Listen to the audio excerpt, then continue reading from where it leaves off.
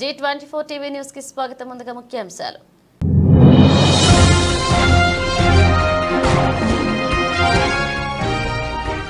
Adani go back. Modi అపమిత్రుడిపై కెన్యాలో పెద్ద ఎత్తున నిరసనలు.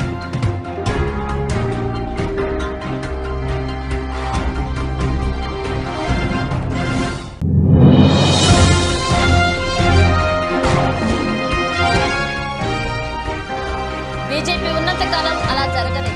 రాహుల్ వ్యాఖ్యలకు అమిత్ షా స్ట్రాంగ్ కౌంటర్.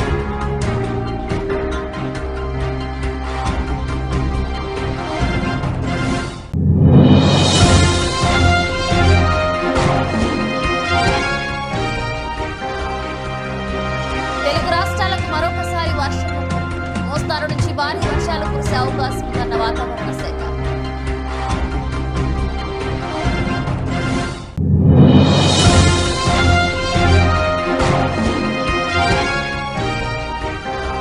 దమ్ముంటేరా లేకుంటే నేనే వస్తా. కౌశిక్ రెడ్డిపై అరకపూడి గాంధీ ఫైర్.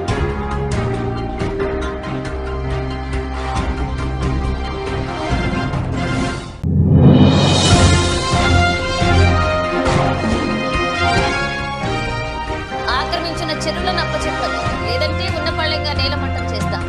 ఆక్రమణదారులకు మరొకసారి హెచ్చరించిన సీఎం రేవంత్ రెడ్డి.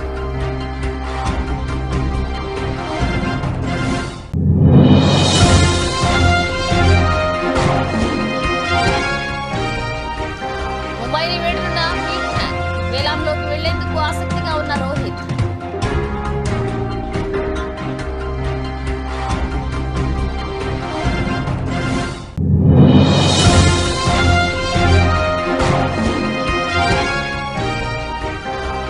హేమ డ్రగ్స్ తీసుకుంది. Bengaluru rave party case charge sheet లో పేర్కొన్న పోలీసులు.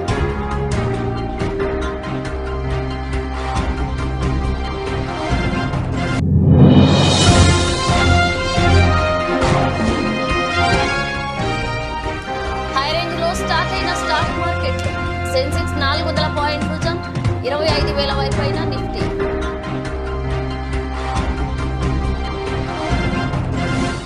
దేశంలోని అనేక నౌకాశ్రయాలు, విమానాశ్రయాలను హస్తగతం చేసుకున్న ఆదాని సంస్థ విదేశాలకు విస్తరించేందుకు చేస్తున్న ప్రయత్నాలకు తీవ్ర అడ్డంకులు ఎదురవుతున్నాయి. కెన్యాలో ఆదాని సంస్థకు వ్యతిరేకంగా వందలాది మంది ఎయిర్పోర్ట్ కార్మికులు ఆందోళనకు దిగారు. రాజధాని నైరోబియాలోని జోమో కెన్యాట్టా అంతర్జాతీయ విమానాశ్రయాన్ని ఆదాని ఎయిర్పోర్ట్ హోల్డింగ్స్ లిమిటెడ్ కు లీజుకి ఇవ్వడాన్ని వ్యతిరేకిస్తూ మంగళవారం రాత్రి కెన్యా ఏవియేషన్ అథారిటీ కార్మికులు సమ్మెకి దిగారు. Adani go back, we reject Adani అంటూ పెద్ద ఎత్తున నినాదాలు చేశారు. ఆదానితో ఒప్పందాన్ని వెంటనే రద్దు చేసుకోవాలని ప్రభుత్వాన్ని కార్మికులు డిమాండ్ చేశారు. ఎయిర్పోర్ట్ ను ఆదానికి అప్పగించడాన్ని ఎట్టి పరిస్థితుల్లోనూ అంగీకరించేది లేదని స్పష్టం చేశారు. కార్మికుల సమ్మెతో ఎయిర్పోర్ట్ కార్యకలాపాలు స్తంభించిపోయాయి. విమానాల రాకపోకలు ఆలస్యమవుతున్నాయి. టెర్మినల్ బయట ప్రయాణికులు బారులు తీరుతున్నారు. ఇందుకు సంబంధించిన వీడియోలు సోషల్ మీడియాలో వైరల్గా అయ్యాయి. కాగా ఈ ఒప్పందంపై అభ్యంతరాల నేపథ్యంలో కెన్యా హైకోర్టు తాత్కాలిక స్టే విధించింది.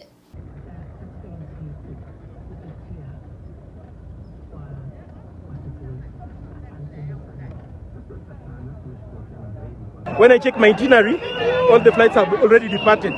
So I don't know the communication that we shall have. I think we shall have to make another buying of the ticket, and that is very unfortunate for us.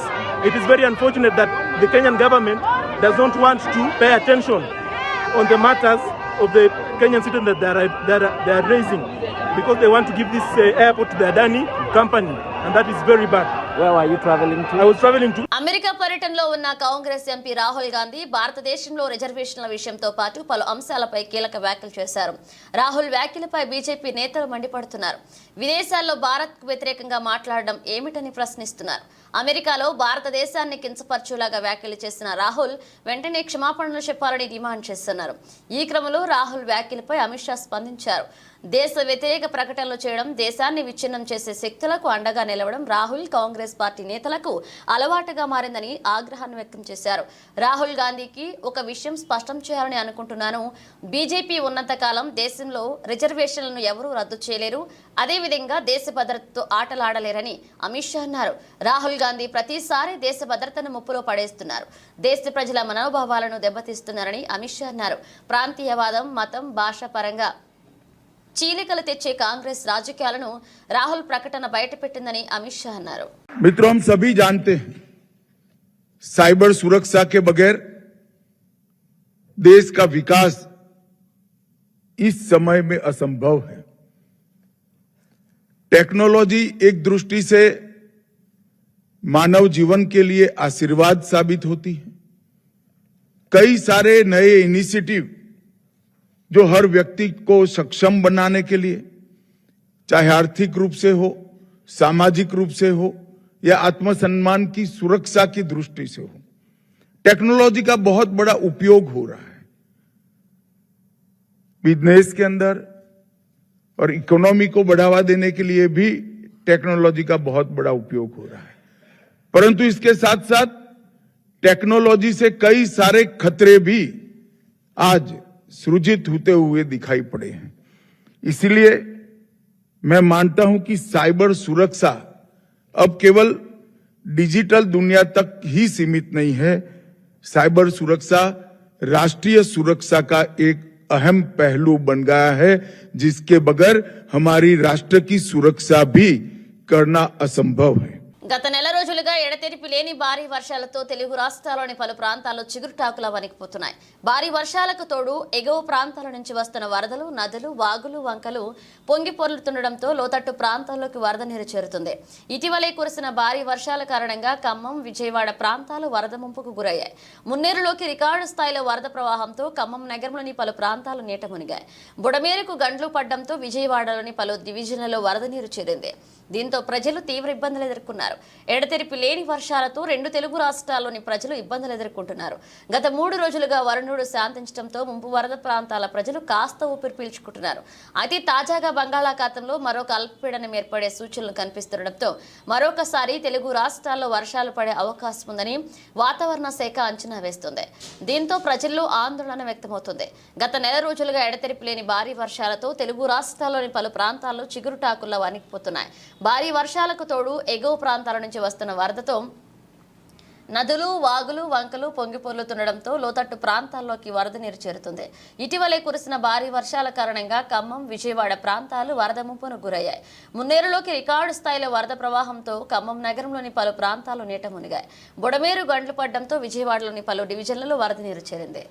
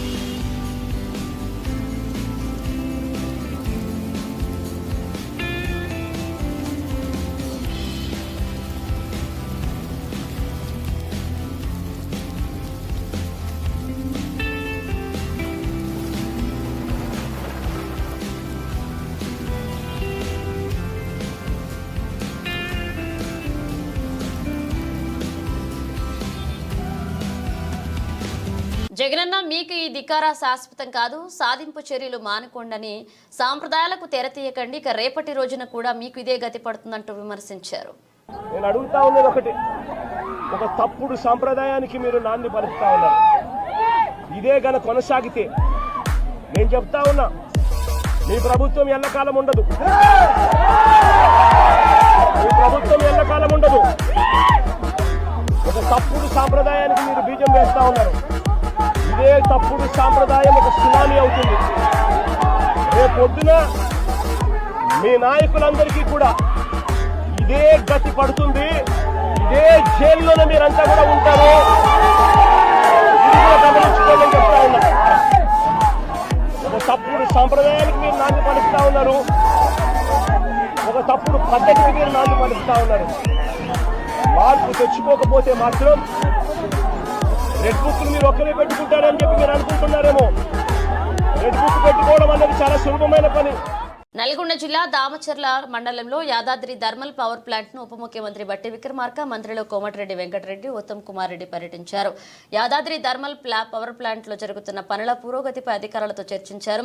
అనంతరం విద్యుత్ plant పై సమీక్ష నిర్వహించి అధికారులకు సూచనలు చేశారు. అనంతరం media సమావేశంలో మాట్లాడుతూ భూ నిర్వాసితులు గొప్ప త్యాగదనులు భూసేకరణ పరిహారం చెల్లించడంతో పాటు వారికి ఉద్యోగ అవకాశాలు కల్పిస్తాం, భూ నిర్వాసితుల విషయంలో అందరి ఆలోచనలు పరిగణలోకి తీసుకుంటామన్నారు. డిసెంబర్ 2024 నాటికల్లా ప్రొడక్షన్ లో తీసుకొని రావాలని ఒక క్యాలెండర్ ఫిక్స్ చేసుకొని ముందుకు పోతాము. 5 యూనిట్లకు సంబంధించి పూర్తిగా మీకు ఇప్పుడే చెప్పాను, మార్చి 2025 కల్లా కంప్లీట్ చేయాలనేది మా అందరి ఆలోచన. ఈ రకంగా మేము టార్గెట్ పెట్టుకొని క్యాలెండర్ ప్రకారం రివ్యూ చేసుకుంటూ పోవటం వల్ల సరే అంతిమంగా అయినటువంటి మొత్తం ఖర్చును సంబంధించి లెక్క కట్టి ఈఆర్సీ వాళ్ళు ఈ రేట్ ఫిక్స్ చేస్తారు. మేము అంచనా వేస్తా ఉన్నాం ₹6.35 అందాము. ₹6.35 కల్లా మనం పర్ యూనిట్ ని కరెంట్ ఇచ్చే పరిస్థితిలో ఈ స్థాయిలో మనం స్పీడ్ గా ముందుకు పోగలిగితే ఇవ్వగలం అనేటువంటి ఆలోచనతో ఉన్నాం. తప్పనిసరిగా మేము ఆ దిశలో ముందుకు పోతూ అడుగులు ముందుకు చేస్తూ వెళ్తా ఉన్నాం. వాళ్ళందరికీ విజ్ఞప్తి చేసేది ఏంటంటే ఇది జాతి సంపద, రాష్ట్ర ప్రజల సొమ్ము, రాష్ట్ర ప్రజల్లో ఆస్తుల్ని తాకట్టు తెచ్చిన అప్పులతో ఈ ప్రాజెక్ట్ కడతా ఉన్నాం. ఇది ఈ రాష్ట్ర జాతీయ ఉత్పత్తిని, స్థూల ఉత్పత్తిని, రాష్ట్ర స్థూల ఉత్పత్తిని పెంచడానికి, ఈ రాష్ట్రంలో ప్రొడక్షన్ పెరగడానికి, విద్యుత్ అవసరాలను అందించి స్థూల ఉత్పత్తిని పెంచడానికి ఉపయోగపడేటువంటి ఒక ఉన్నతమైనటువంటి కార్యక్రమం. ఇటువంటి ఉన్నతమైనటువంటి కార్యక్రమానికి సంబంధించి ఈ ప్రాజెక్ట్ కట్టడానికి ఇక్కడ ఉన్నటువంటి స్థానిక ప్రజలు వారి విలువైనటువంటి భూముల్ని ఈ ప్రాజెక్ట్ కి అందించడం జరిగింది. అలా అందించినటువంటి భూ నిర్వాసితులందరికీ ఆనాడు ఇచ్చినటువంటి ల్యాండ్ ఎక్విజిషన్ ద్వారా ఇచ్చినటువంటి నిధులతో పాటు ఈ ప్రాజెక్ట్ వచ్చేకల్లా దీంట్లో వారందరూ కూడా ఉద్యోగ అవకాశాలు కల్పించాలని ఉత్తమ్ కుమార్ రెడ్డి గారు, కోమటిరెడ్డి వెంకటరెడ్డి గారు, లక్ష్మారెడ్డి గారు, మా శంకర్ నాయక్ గారు, ఇక్కడ ఉన్నటువంటి అందరు నాయకులు పెద్ద ఎత్తున ఈరోజు జరిగినటువంటి సమావేశం దృష్టికి కూడా తీసుకున్నారు.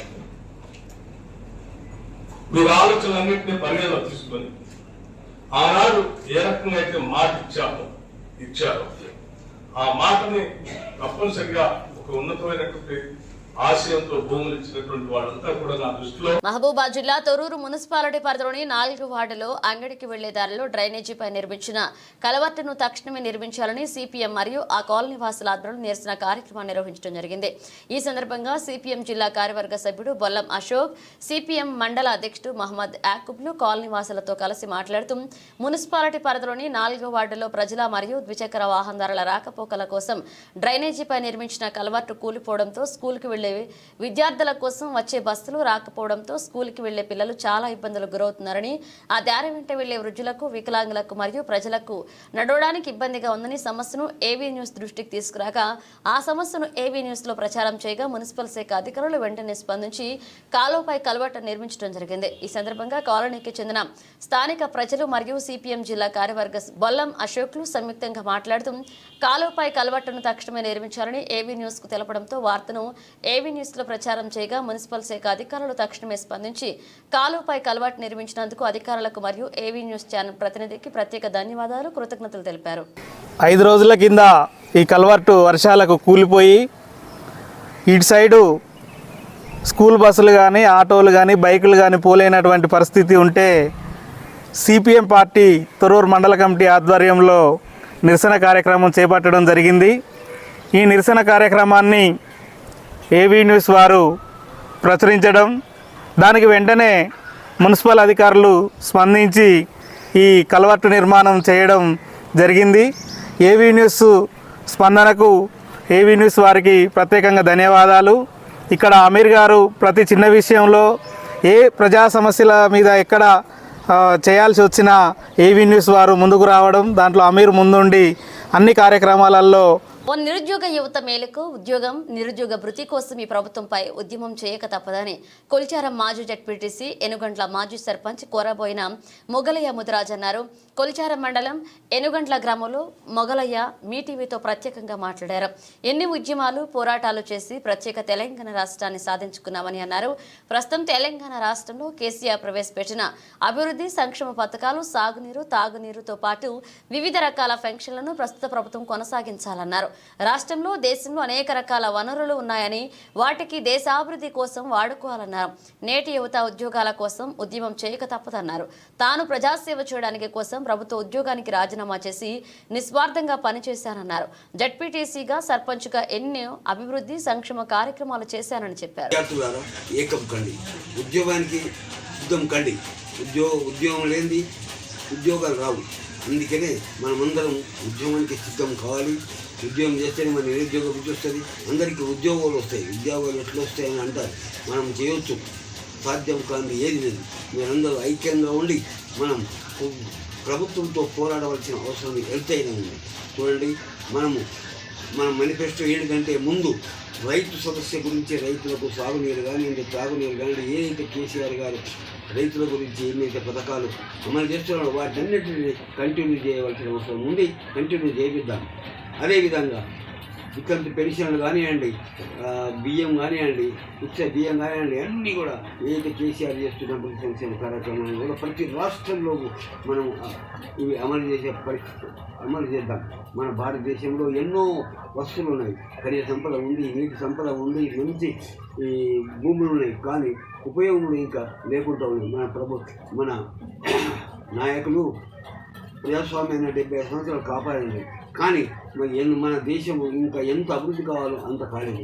అందుకని మనం ఇప్పుడు ముఖ్యంగా మనకు నిరుద్యోగ వృత్తి, ఉద్యోగం ఎప్పుడైతే పేదరికం అనేది ఉండదు. అందుకని పేదరిక నిర్మూలన కోసం మనమందరం పాటుపడవలసిన అవసరం ఉంది. ఎందుకు చూడండి, ఒకసారి ఆలోచన చేయండి. మనము శాంతి భద్రత పరిరక్షణలో మీరు ఉండాలి. ప్రజాస్వామ్యాన్ని కాపాడాలి. అన్ని మతాలను మనం ప్రేమించాలి. అన్ని మతాలతో సంబంధమైన అన్ని మతాలు కలిసి ఉండాలి. దేశ సంపదను కాపాడాలి. దేశానికి అన్ని విధాలుగా ప్రపంచ దేశాల్లో కూడా భారతదేశం అన్ని దేశాల కంటే కూడా బాగుపడుతున్న దాని మీద మనం అన్ని రంగాలలో కూడా అభివృద్ధి చెందడానికి మనం ఒక కమిటీని వేద్దాం.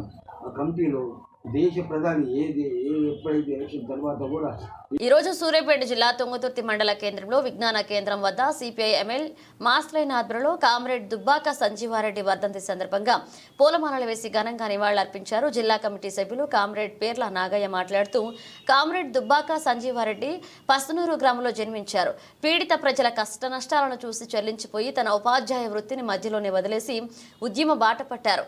పీడిత ప్రజల ఉద్యమాలను చూసి కంగుతిన్నటువంటి ఆనాటి నరహంతక సర్కార్ ఒక ద్రోహి ఇచ్చిన సమాచారం మేరకు అరెస్ట్ చేసి బూటకపు ఎదురు కాల్పుల పేర చంపేశారు. ఆయన మరణించిన ఆయన ఆశయాల కోసం నిరంతరం కృషి చేస్తుందన్నారు.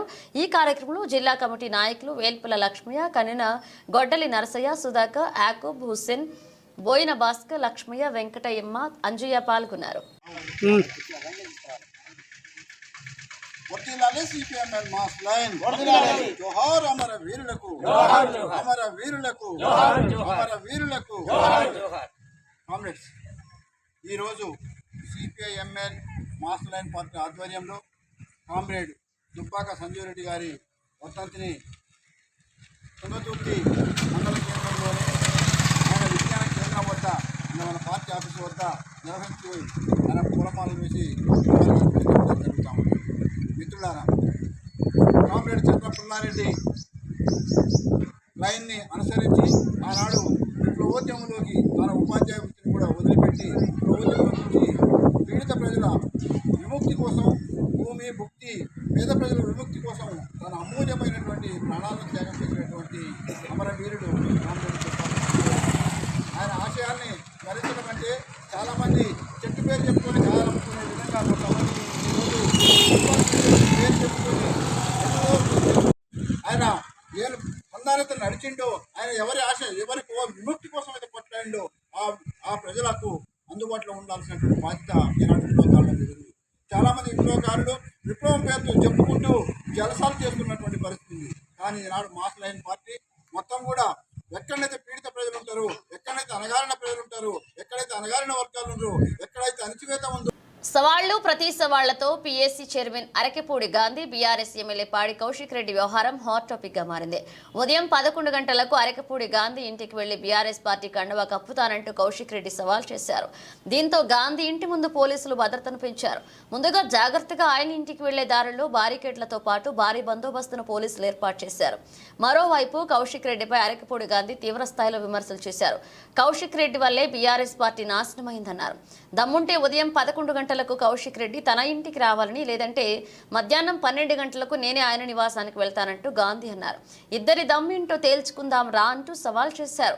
ఇక నేను బీఆర్ఎస్ ఎమ్మెల్యేను అసెంబ్లీలో స్పీకర్ ప్రకటించారు. అభివృద్ధి పనుల కోసం సీఎం రేవంత్ రెడ్డిని కలిశాను. కేసీఆర్ మాట్లాడితే సమాధానం చెప్తారని అరకెపూడి గాంధీ అన్నారు. సవాళ్లు ప్రతి సవాళ్ల మధ్య ఉద్రిక్త పరిస్థితి నెలకొనడంతో హైదరాబాద్లోని హుజూరాబాద్ ఎమ్మెల్యే కౌశిక్ రెడ్డి ఇంటి వద్ద ఉత్కంఠ నెలకొంది. పెద్ద ఎత్తున పోలీసులు ఆయన ఇంటి వద్దకు చేరుకున్నారు. కౌశిక్ రెడ్డిని పోలీసులు గృహ నిర్బంధం చేసినట్లుగా తెలుస్తుంది. ఏ క్షణమైనా ఆయన అరెస్ట్ చేసే అవకాశం ఉంది. కైశ్వరెడ్డి 11 గంటలకు నా ఇంటికి వచ్చి జెండా ఎగరేస్తా ఉన్నావు కదా, రాకపోతే 12 గంటలకు నేను ఇంటికి వస్తా. బ్రోకర్ నా కొడుక పార్టీలో చేరి పార్టీని బస్టు పట్టించింది కాక, పాత ముఖ్యమంత్రి గారిని నాశనం చేసింది కాక, కాంగ్రెస్ పార్టీ నుంచి కొంతమంది పెద్దలను తీసుకొచ్చి బీఆర్ఎస్లో జాయిన్ చేస్తామని చెప్పి తీసుకొచ్చినటువంటి బ్రోకర్ నా కొడుకు నువ్వు బ్రోకర్ నా కొడుకులతో నా ఇంటి మీద జెండా ఎగరేసుకోవడానికి సిద్ధంగా లేం. చేతులు కట్టుకుని కూర్చోలా. నా కొడుక నువ్వు నేను తేల్చుకుందాం రా. ధైర్యం ఉంటే నా కొడుక, లేకపోతే నేను వస్తా. నా పోలీస్ సిబ్బంది కూడా అవసరం లే, వాడు మేము తేల్చుకుంటాం. ఇది బీఆర్ఎస్ పార్టీకి నాకు కాదు యుద్ధం, కౌశిక్ రెడ్డి గారికి నాకు యుద్ధం. తేల్చుకుందాం. నువ్వు నేను బాంచర్ దేనికైనా సిద్ధమైన కొడుక రా, తేల్చుకుందాం. దుర్మార్గులు ఆక్రమించిన చెరువుల వల్లనే ఇవాళ వరదలు వస్తున్నాయి. అందుకే హైడ్రాను ప్రారంభించామని సీఎం రేవంత్ రెడ్డి స్పష్టం చేశారు. నాలాల ఆక్రమణతో ఉప్పినల వరదలు వస్తున్నాయి. దీంతో పేదల ఇళ్లు మునిగిపోతున్నాయి. చెరువులను ఆక్రమణల నుంచి విడిపించేందుకే కట్టుబడి ఉన్నామని సీఎం స్పష్టం చేశారు. ఆక్రమించిన వాళ్లతో ఎంత గొప్ప వాళ్లు ఉన్నా చెరువులను వదలక తప్పదన్నారు. ఆక్రమించిన చెరువులను మీరే వదలండి, గౌరవంగా పక్కకు తప్పుకుని నీటిపారుదల శాఖకు అప్పచెప్పండి, లేకపోతే ఉన్న పళ్లంగా నేలమట్టం చేస్తామన్నారు. CM Revanth Reddy strong counter ఇచ్చారు. ఇక తెలంగాణ పోలీస్ అకాడమీలో కొత్తగా ఏర్పాటు చేసిన క్రీడా భవనాన్ని ముఖ్యమంత్రి రేవంత్ రెడ్డి ప్రారంభించారు. ఈ సందర్భంగా ఆయన అందులోని ఇండోర్ స్టేడియంలో కాసేపు షటిల్ ఆడారు. అనంతరం ఏర్పాటు చేసిన సభలో మాట్లాడారు. దుర్మార్గులు ఆక్రమించుకున్న చెరువుల వల్లనే ఇవాళ వరదలు వస్తున్నాయి. అందుకే హైడ్రాను ప్రారంభించడం. హైడ్రా స్పెషల్ టాస్కే ఈ చెరువులను ఆక్రమించిన వాళ్ళను చెరబట్టాలని, చెరబట్టిన వాళ్ళ నుంచి విడిపించాలని, అలాంటి వాళ్ళను అవసరమైతే చెరసాలకు తోలాలనేది నా ప్రభుత్వ విధానం. అందులో ఎంత గొప్ప వ్యక్తులున్నా, ఎంత మహామహులున్నా వాళ్ళు చెరువులను వదలక తప్పదు. అందుకే ఈ వేదిక మీద నుంచి గొప్ప వ్యక్తులకు నేను విజ్ఞప్తి చేస్తున్నా, అయ్యా ఆక్రమించుకున్న చెరువులను మీరే వదలండి, గౌరవంగా పక్కకు తప్పుకోండి, నీటిపారుదల శాఖకు అప్పగించండి, మీకేం కావాలనో పోయి దూరంగా కట్టుకోండి, లేకపోతే ఉన్న పలంగా నేల మట్టం కూలగొట్టే బాధ్యత నేను తీసుకుంటా. ఇలా ఎఫ్టీఎల్లో కానీ బఫర్ జోన్లో కానీ నాలాలలో అక్రమంగా నిర్మాణాలు ఏవైతే ఉన్నాయో వాటన్నిటినీ నిరభ్యంతరంగా మేము తొలగిస్తాం. మీరు ఎక్కడికి వెళ్ళినా, మీరు తాత్కాలికంగా కోర్టుల నుంచి ఏమన్నా తెచ్చుకున్నా న్యాయస్థానాలలో కూడా కొట్లాడి ఆ స్టేలను వెకేట్ చేయించి మీరు ఆక్రమణలు తొలగిస్తాం. ఐపీఎల్లో ముంబై ఇండియన్స్ తో 14 ఏళ్లుగా సాగుతున్న ప్రయాణానికి ఆ జట్టు మాజీ సారథి రోహిత్ శర్మ ముగింపు పలుకుతాడా? మరికొద్ది రోజుల్లో జరగబోయే ఐపీఎల్ 2025 వేలంలోకి రోహిత్ వస్తాడా అంటే అవుననే సమాధానం వినిపిస్తుంది. హీట్ మ్యాన్ వేలంలోకి వస్తే ఎవరు ఊహించని ధరకు కొనడానికి సిద్ధంగా ఉన్నట్లుగా Lucknow super Giants, Delhi Capitals వంటి జట్లు సిద్ధంగా ఉన్న నేపథ్యంలో ముంబైని వీడేందుకు రోహిత్ మొగ్గు చూపుతున్నాడంటూ గతంలో పుకార్లు షికార్లు చేశాయి. తాజాగా టీమిండియా మాజీ క్రికెటర్, ప్రస్తుత వ్యాఖ్యాతగా పనిచేస్తున్న ఆకాష్ చోప్రా కూడా ఇదే విషయాన్ని స్పష్టం చేశాడు. తన యూట్యూబ్ ఛానల్లో ఆకాష్ మాట్లాడుతూ అతడు ముంబైతో ఉండడా అనేది ప్రస్తుతం అతిపెద్ద ప్రశ్న. వ్యక్తిగతంగా నా అభిప్రాయం మేరకైతే రోహిత్ ఖచ్చితంగా ముంబైతో ఉండడని అనిపిస్తుంది. ఒకవేళ ఇప్పుడు ముంబై గనక అతడిని రీటైన్ చేసుకుంటే మరొక 3 ఏళ్ల పాటు అతడు ఆ జట్టుతోనే ఉండాలి. ఒక్క ధోని విషయంలో మాత్రం అలా జరిగేలేదు. Dhoni Chennai super kings the different emotion, కానీ ముంబై మాత్రం రోహిత్ను వదులుకోవడానికి సిద్ధంగా ఉన్నట్లుగా తెలుస్తుంది. ఒకవేళ అలా జరగకున్న ముంబై యాజమాన్యం అతడిని రిటైన్ చేయకుండా ఉంటుందని నేను భావిస్తున్నా. ఈ రెండింటిలో ఏదైనా జరగచ్చు అని చెప్పాడు. గతేడాది ముంబై యాజమాన్యం రోహిత్ను సారథిగా తప్పించి హార్దిక్ పాండ్యాను నియమించడంపై ఆ జట్టు అభిమానులు తీవ్ర ఆగ్రహావేశాలకు లోనైన విషయం తెలిసిందే. హార్దిక్ను బహిరంగంగానే అవమానం చేసిన వ్యాఖ్యలు, సోషల్ మీడియాలో చేసిన రచ్చకు తోడు ఆ సీజన్లో ముంబై ప్రదర్శన కూడా నాసిరకంగానే ఉండడం ఆ జట్టు అభిమానులను తీవ్ర నిరాశకు గురిచేసింది. ఈ నేపథ్యంలో రోహిత్ స్వతహాగా ముంబైని వీడినా ఆ జట్టు అభిమానులు ఊరుకుంటారేమో కానీ అంబానీ అతడిని రిటైన్ చేసుకోకుండా వేలానికి వదిలేస్తే అది మరెక్కడికి దారితీస్తుందోనని విశ్లేషకులు అభిప్రాయపడుతున్నారు.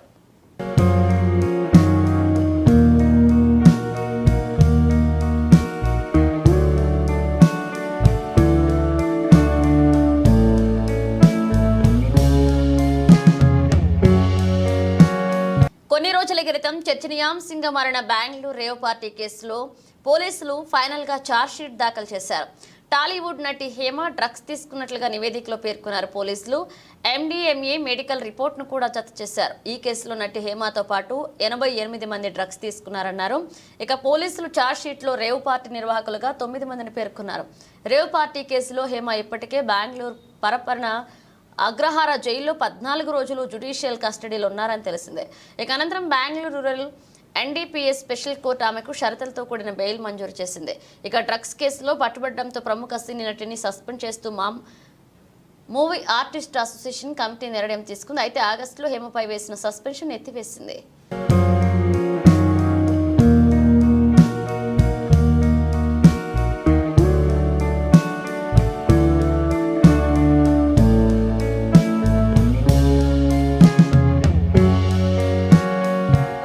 దేశీయ స్టాక్ మార్కెట్లో ఈరోజు ట్రేడింగ్ జోరుగా ప్రారంభమైంది. గ్లోబల్ సిగ్నల్స్ బలంగా ఉన్నాయి.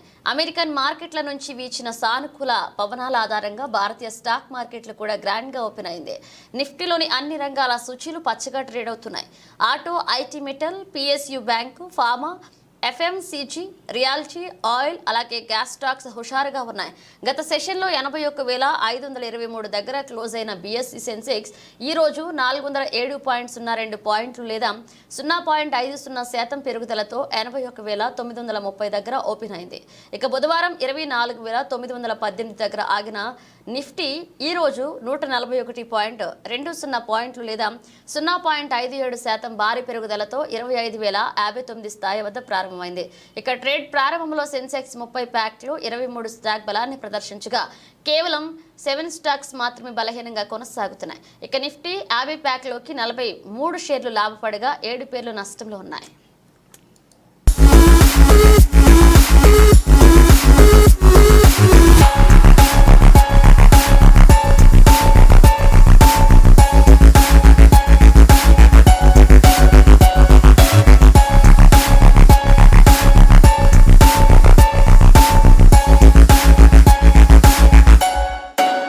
బులెటిన్ ముగించే ముందు హెడ్లైన్స్ మరోసారి.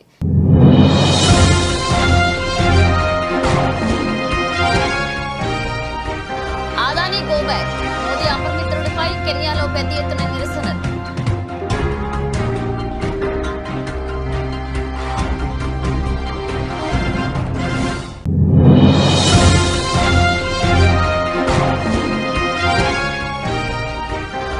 బీజేపీ ఉన్నంతకాలం అలా జరగనివ్వం. రాహుల్ వ్యాఖ్యలకు అమిత్ షా స్ట్రాంగ్ కౌంటర్.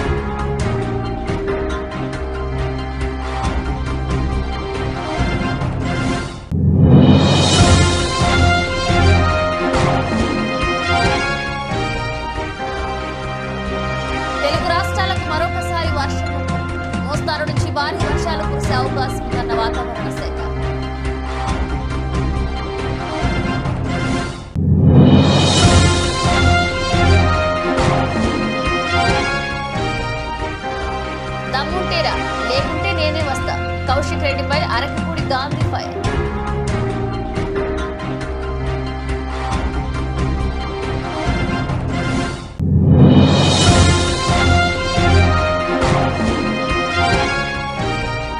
ఆక్రమించిన చెరువులను అప్పచెప్పదు, లేదంటే ఉన్నపళ్లంగా నేలమట్టం చేస్తాం. ఆక్రమణదారులకు మరొకసారి హెచ్చరించిన సీఎం రేవంత్ రెడ్డి.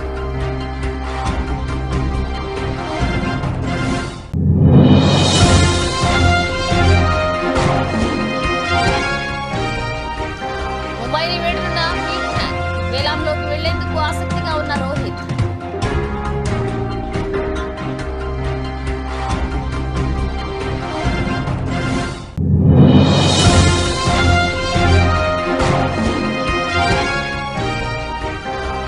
హేమ డ్రగ్స్ తీసుకుంది, Bengaluru rave party case charge sheet లో పేర్కొన్న పోలీసులు.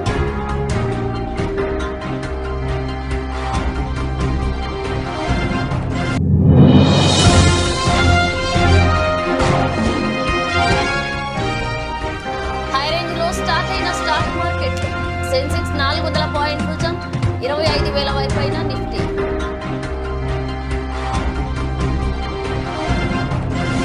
ఇవి బులెటిన్ అప్డేట్స్. మరో అప్డేట్స్ తో మళ్ళీ కలుద్దాం.